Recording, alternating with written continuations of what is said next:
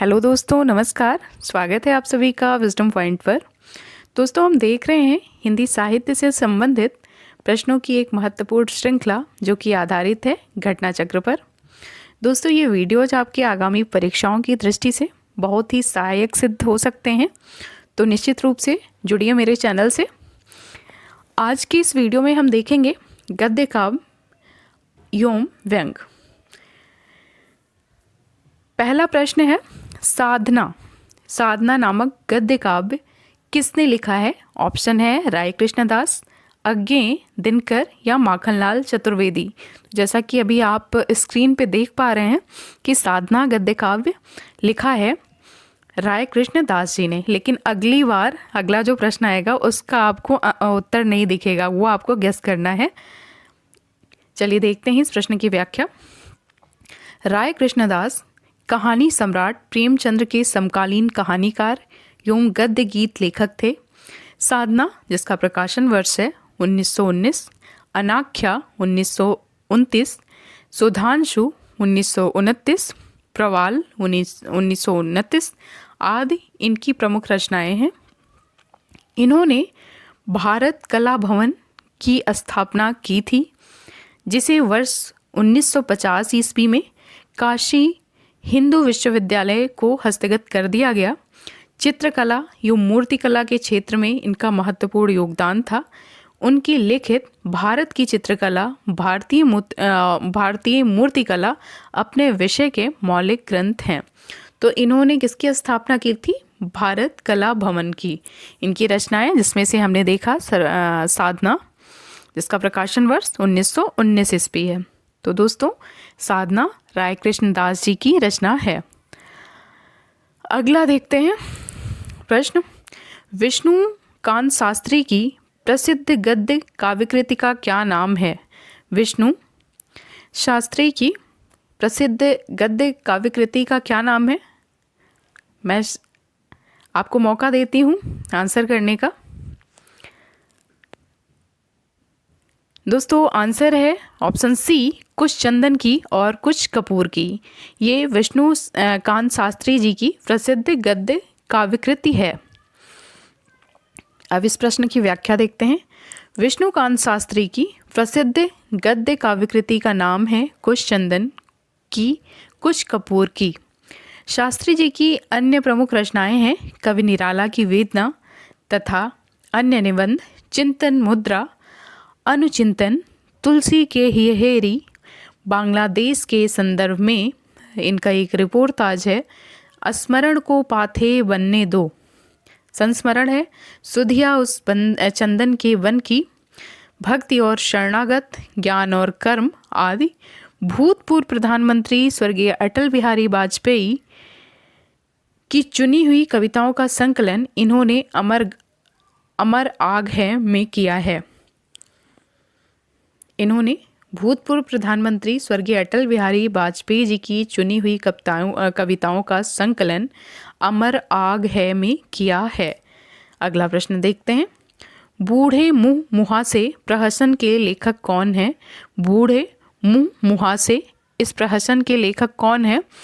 तो आप ऑप्शन देखिए और एक बार से आप गेस करिए। गेस क्या करिए, आपने निश्चित पढ़ा होगा और आपको उत्तर देने का मैं मौका दे रही हूँ। बूढ़े मुँह मुहासे प्रहसन के लेखक हैं राधाचरण गोस्वामी। राधाचरण गोस्वामी। बूढ़े मुँह मुहासे प्रहसन के लेखक राधाचरण गोस्वामी हैं। राधाचरण गोस्वामी भारतेंद्र युगीन रचनाकार हैं। आइए इनकी रचनाओं को देखते हैं। इनके काव्य संग्रह के नाम है प्रेम बगीची, इश्क चमन, भ्रमर गीत, विधवा विलाप, 12 मासी। इनके नाटक हैं सुदामा नाटक, सती चंद्रावसी, अमर सिंह राठौर।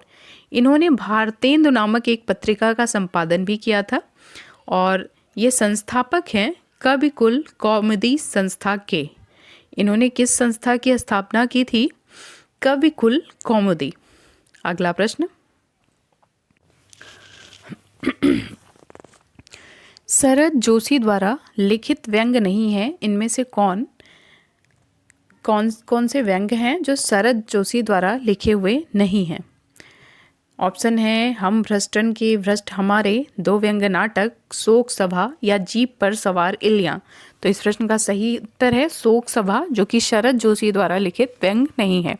आइए देखते हैं इस प्रश्न की व्याख्या, जिससे हमें और प्रश्नों को जानने में भी मदद मिलेगी।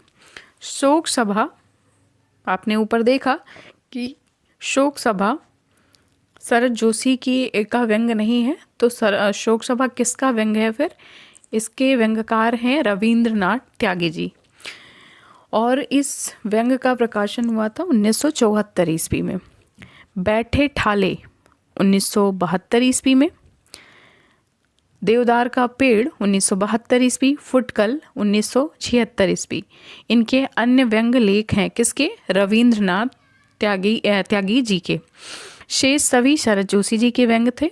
तो हमने ये क्लियर कर लिया। अब आपको बताना है निठल्ली की डायरी नामक हास्य व्यंग निबंध संग्रह के लेखक कौन है। इस प्रश्न का आपको उत्तर नहीं दिख रहा है, मैं आपको 10 सेकंड का समय देती हूँ, आप अपने मन में उत्तर लगाएं। निठल्ले की डायरी नामक हास्य व्यंग निबंध संग्रह के लेखक हैं ऑप्शन डी हरिशंकर परसाई। इस प्रश्न की व्याख्या देखते हैं। निठल्ले की डायरी हरिशंकर परसाई के व्यंगों का एक संग्रह है। इसमें उनके 26 व्यंग शामिल हैं, जिसमें समाज में फैले भ्रष्टाचार, दिखावा और अफसरशाही आदि को उन्होंने अपनी कलम से निशाना बनाया है। अगला व्यंग है तुलसीदास चंदन घिसे के लेखक कौन है। ऑप्शन आप देखिए, विद्यानिवास मिश्र, हरिशंकर परसाई, कुबेरनाथ राय या इनमें से कोई नहीं। आप उत्तर लगाएं। तुलसीदास चंदन घिसे के लेखक हैं ऑप्शन बी हरिशंकर परसाई। इस प्रश्न की व्याख्या देखते हैं। तुलसीदास चंदन घिसे 1986 ईस्वी में प्रकाशित व्यंग्यात्मक रचना है। इस रचना में अनेक व्यंग्यात्मक शैली में लिखे गए निबंधों का संग्रह है। तुलसीदास चंदन घिसे रचना के कुछ महत्वपूर्ण व्यंग हैं। रामायण मेला, विश्व हिंदी नौटंकी, नैतिकता का मूल, राम राज्य काहू नहीं व्यापा, संभवामि युगे युगे। और इनका जो व्यंग है सुनो भाई साधो, इसमें जो चैप्टर हैं वो हैं 22 जीसस 22 जॉर्ज, संतों सावधान रहियो, राष्ट्रीय एकता के लुटेरे। अन्य महत्वपूर्ण तथ्य हैं जो हरिशंकर परसाई जी से जुड़े हुए हैं। आवारा भीड़ के खतरे, सदाचार की ताबीज, भोला राम का जीव, ठिठुरता हुआ गणतंत्र, वैष्णव की फिसलन, भूत के पाँव पीछे इत्यादि इनकी अन्य प्रमुख व्यंग्यात्मक रचनाएं हैं। अगला प्रश्न है आवारा भीड़ के खतरे हरिशंकर परसाई द्वारा रचित किस साहित्यिक विधा की रचना है। ऑप्शन है कहानी, नाटक, व्यंग या कविता। तो इस प्रश्न का सही उत्तर है ऑप्शन सी व्यंग। आवारा भीड़ के खतरे हरिशंकर परसाई द्वारा रचित एक व्यंग है। अगला प्रश्न है सदाचार की ताबीज के लेखक कौन हैं।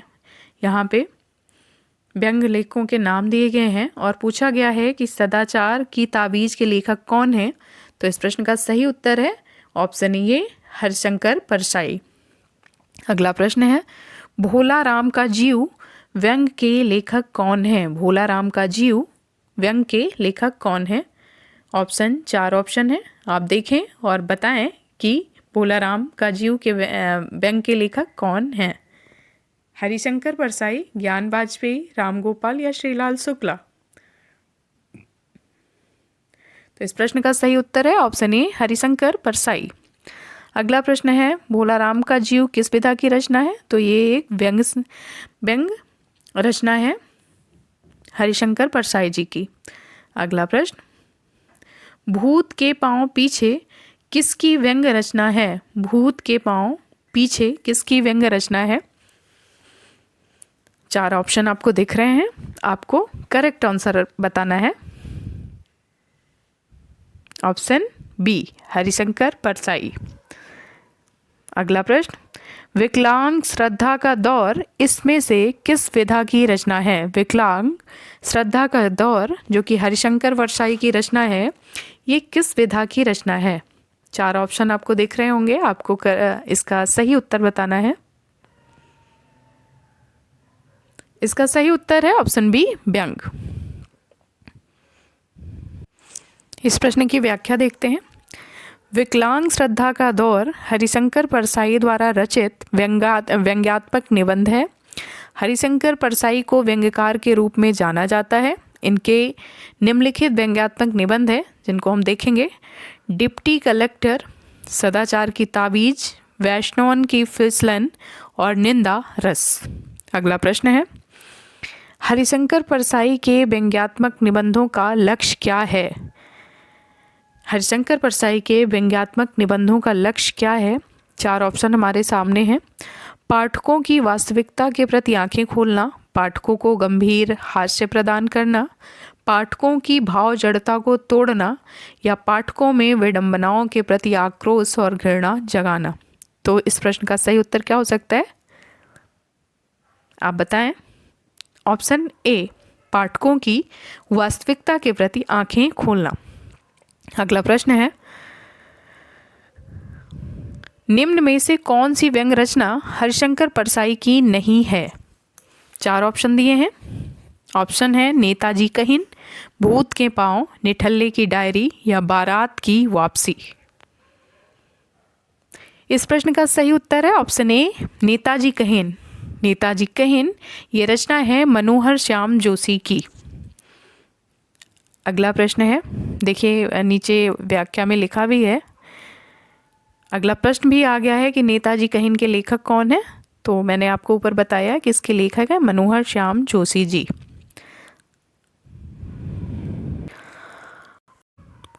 अगला प्रश्न है, निम्न में से व्यंग्यकार नहीं है। 4 ऑप्शन है।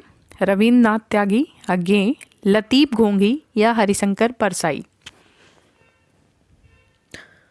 तो इस प्रश्न का सही उत्तर है ऑप्शन बी, अज्ञेय।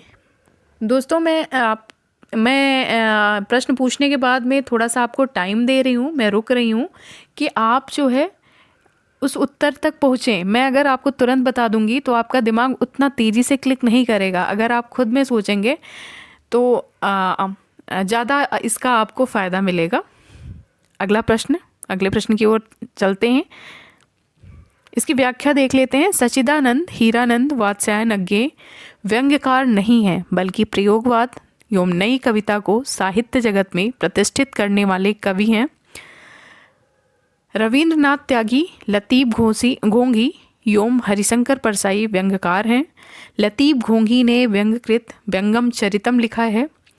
परसाई जी की व्यंग्य रचनाएं हैं वैष्णव की फिसलन, ठिठुरता हुआ गणतंत्र, विकलांग श्रद्धा का दौर आदि। जबकि रविन्द्रनाथ त्यागी की प्रमुख व्यंग्य रचनाएं हैं उर्दू हिंदी हास्य व्यंग, बसंत से पतझड़ तक, भाद्र पक्ष की सांझ, एक फाइल का सफ़र, पूरब खिले पलाश आदि। अगला प्रश्न है, इनमें स्वतंत्रतोत्तर हिंदी व्यंग्यकार नहीं हैं। इसमें कौन से ऐसे व्यंग्यकार हैं जो स्वतंत्रता से पहले हैं? स्वतंत्रोत्तर हिंदी व्यंग्यकार नहीं हैं। ऑप्शन है रविन्द्रनाथ त्यागी, श्रीलाल शुक्ल, नरेंद्र कोहली या बालमुकुंद गुप्त। तो इस प्रश्न का सही उत्तर है, आप सही सोच रहे हैं, ऑप्शन डी, बालमुकुंद गुप्त। बालमुकुंद गुप्त आप जानते हैं कि ये भारतेंदुकीन रचनाकार हैं।